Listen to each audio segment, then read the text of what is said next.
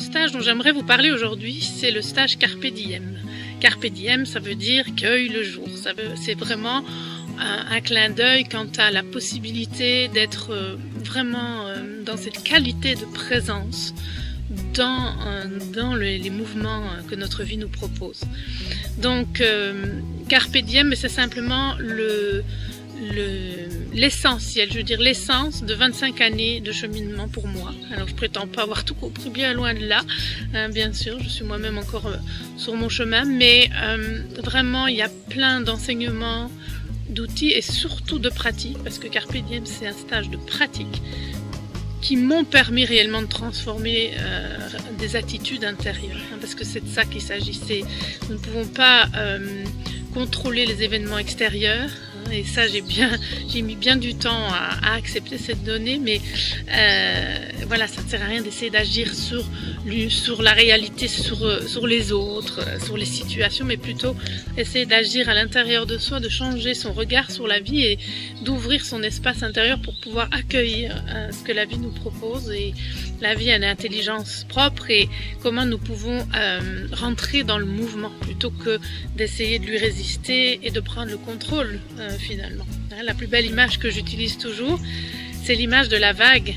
C'est la vague, une vague c'est extrêmement puissant, et si à un moment donné vous êtes dans la mer et qu'il y a une vague qui arrive, ça ne sert à rien d'essayer de ramer ou de pagayer en sens inverse. Il vaut mieux se laisser aller dans le mouvement de la vague et finalement d'apprendre à surfer.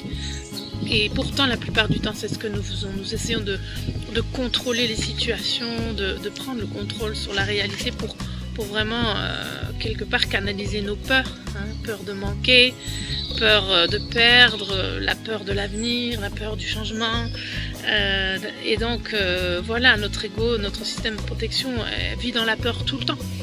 Et quand nous rentrons dans des mécanismes comme ça et que nous leur donnons le pouvoir, nous allons quelque part en permanence ruminer, hein, actionner notre mental pour visiter les scénarios, visiter le futur, essayer finalement de vivre mentalement toutes les situations pour éviter, pour les préparer. Hein. Vous connaissez les scénarios catastrophes, hein, donc c'est vraiment visiter le pire pour être sûr qu'on puisse réagir en cas de...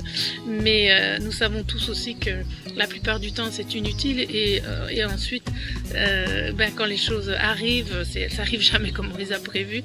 Donc l'idée c'est vraiment de vous proposer une substance finalement des enseignements clés qui m'ont permis moi de cheminer et quelque part de lâcher un peu ces processus de résistance. Et vraiment pendant quelques jours dans des lieux magnifiques, parce que les stages Carpe Diem ont toujours lieu dans des lieux extrêmement ressourçants, dans une nature qui est magnifique.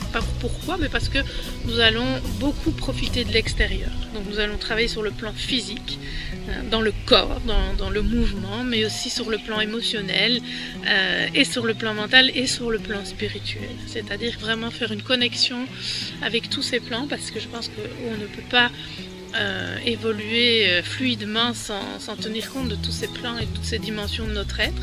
Et l'idée c'est de vous proposer des pratiques pour que vous puissiez sentir de l'intérieur vraiment qu'est-ce que ça veut dire être présent, par exemple. Comment c'est pas juste une notion intellectuelle, comment est-ce que je sens que je suis là, que je suis présent, qu'est-ce que ça veut dire lâcher prise, hein, c'est une notion très à la mode, mais qu'est-ce que ça veut dire lâcher prise?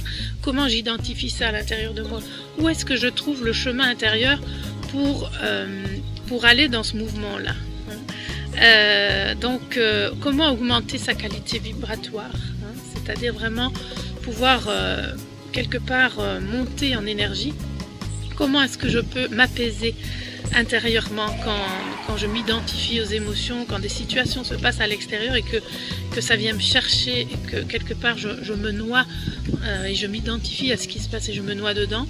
Comment est-ce que je peux m'apaiser, hein? Donc l'idée c'est de vous proposer des outils, des pratiques, plein de pratiques différentes pour que vous puissiez trouver là où les vôtres.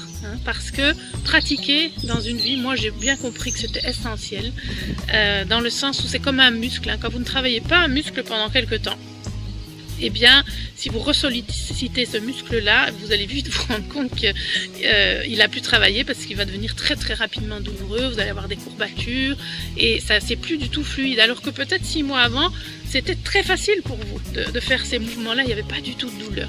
Eh bien, c'est un peu la même chose au niveau du mental ou des pratiques spirituelles ou des pratiques d'apaisement. C'est hyper important de trouver vos pratiques et de pratiquer régulièrement.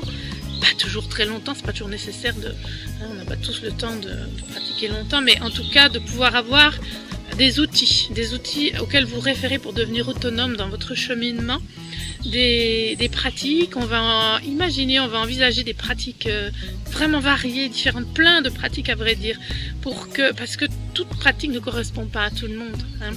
Et que pour s'aligner par exemple, hein, on parle beaucoup d'alignement, qu'est-ce que c'est être aligné, comment est-ce que je peux sentir ça intérieurement, qu'est-ce que ça veut dire pour moi, et comment surtout je peux, quand je ne suis plus alignée et que je sens ça, comment est-ce que je peux faire pour me réaligner, comment je peux faire pour faire remonter mon énergie quand je suis complètement à plat, comment je peux faire pour me protéger ou me nettoyer de certaines énergies quand je sens que je suis complètement phagocytée par ça, comment je peux faire pour m'apaiser quand je sens que je ne le suis plus du tout. Donc voilà, tous ces outils et toutes ces pratiques sont destinés à vous donner une autonomie par rapport à ce cheminement et vous permettre quelque part de trouver la vôtre, hein. Chaque pratique ne résonne pas avec chaque personne. C'est important que chacun puisse trouver son chemin, ses outils, sa méthode. Et donc voilà, l'idée d'un stage comme ça, c'est de pouvoir explorer large dans un cadre vraiment magnifique. C'est aussi un temps de ressourcement. On vient dans un stage comme ça vraiment pour soi, pour se faire un cadeau, c'est un peu un choix de dire je suis la personne la plus importante pour moi, c'est de moi que je vais m'occuper, je vais me donner des moyens de m'exprimer, d'exprimer plus qui je suis, d'être plus en connexion avec moi, mais aussi me donner des moyens sur mon chemin de développement personnel, sur mon chemin spirituel, de comprendre intérieurement comment me faire du bien, comment me connecter et comment finalement prendre soin de moi, de mon corps, de mon âme, de mon esprit, de me considérer comme un tout et finalement d'arrêter d'attendre que le futur soit meilleur, mais plutôt de tout donner, de donner ce temps, cet amour pour moi-même pour pouvoir connecter à tout ça aujourd'hui. Donc vous êtes bienvenus si cette démarche vous intéresse. Et vraiment, avec grand plaisir, je la partagerai avec vous.